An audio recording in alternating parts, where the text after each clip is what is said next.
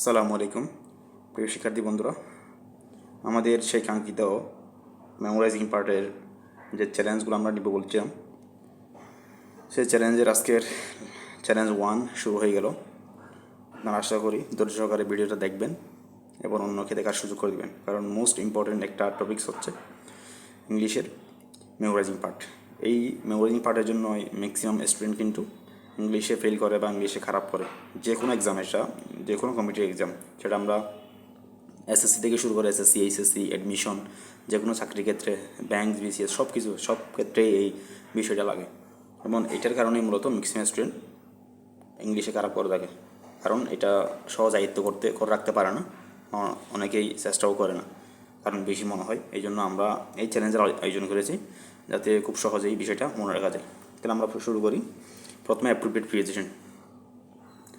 অ্যাবরেন্স of মানে ঘৃণা, অ্যাবরেন্স two ঘৃণ্য, অ্যাভিড উইথ কারোর সাথে থাকা, অ্যাভিড বাই মেনে চলা, অ্যাভিড ইন অথবা অ্যাড বসবাস করা, অ্যাবাউন্ড ইন প্রচুর পরিমাণে থাকা, অ্যাবাউন্ড উইথ পরিপূর্ণ থাকা, অ্যাবসেন্ট ফ্রম অনুপস্থিত, অ্যাবজলভ ফ্রম দোষ বা প্রতিশ্রুতি থেকে মুক্ত করা, অ্যাকসেপ্টেবল টু গ্রহণযোগ্য।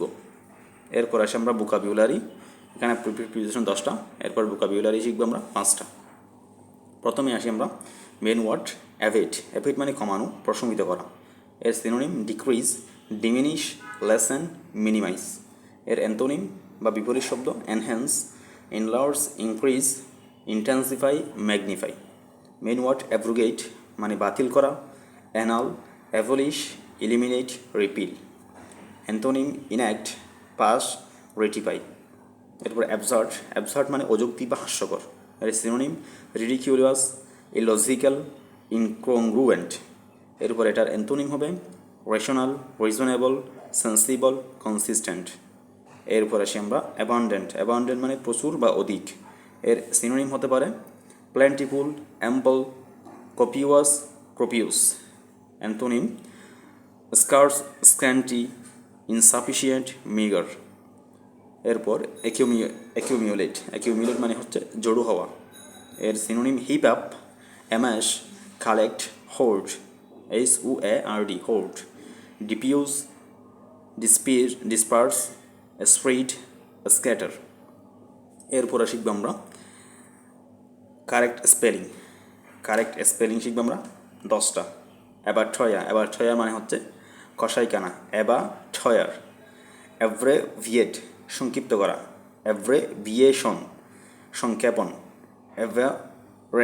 অ্যাভারেন্স বিপথে গমন, অ্যাভরেন্স তীব্র ঘৃণা। আমি একটু ভেঙে বলতেছি কারণ মনে রাখার জন্য, এখানে কারণ কারেক্ট স্পেলিংগুলো খুব কেয়ারফুলি করতে হয়, একটা লেটার ভুল হলে শেষ। অ্যাভরেন্স তীব্র ঘৃণা। এরপরে অ্যাবান্ডেন্স প্রাচুর্য।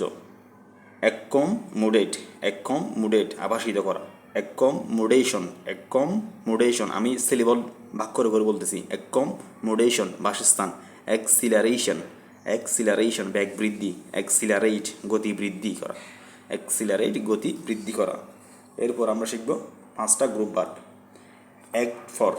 অ্যাক্ট ফর মানে হচ্ছে অ্যাক্ট অন বিহাফ অফ, অর্থাৎ কারো হয়ে কিছু করা। অ্যাক্ট অন বিহাফ অফ কারো হয়ে কিছু করা। অ্যাক্ট আপন বা অন মানে হচ্ছে ডিপেন্ড অন, অর্থাৎ নির্ভর করা। এরপরে অ্যাক্ট আপন বা অন আর একটা আছে, সেটা হচ্ছে অ্যাফেক্ট বা টেল আপন, ক্ষতি করা। তা নির্ভর করাও হতে পারে, ক্ষতি করাও হতে পারে। কোয়েশ্চেনে যেটা থাকে সেটাই আনসার করতে হবে। এরপরে act up to, act according to আশানুরূপ কাজ করা। এরপরে অ্যাক্ট আন্ডার মানে হচ্ছে অ্যাক্ট ইন অবেডিয়েন্স টু, আদেশ অনুসারে কাজ করা। এরপরে আমরা পড়ব ইডিয়মস অ্যান্ড ফ্রেজেস। এখানে পড়বো আমরা 5টা। প্রথমে আছে এবিসি। এবিসি মানে হচ্ছে প্রাইমারি বা এলিমেন্টারি নলেজ, এটার অর্থ হচ্ছে প্রাথমিক জ্ঞান। এরপরে অ্যাবোল্ড ফ্রম দ্য ব্লু, অর্থাৎ সামথিং কোয়াইট আনএক্সপেক্টেড, অর্থাৎ আকস্মিক ঘটনা। এরপরে অ্যাবাভ বোর্ড, অর্থাৎ অনেস্ট অ্যান্ড লিগ্যাল, ন্যায় ও বৈধ। তাহলে অ্যাবাভ বোর্ড মানে হচ্ছে ন্যায় ও বৈধ, অনেস্ট অ্যান্ড লিগ্যাল।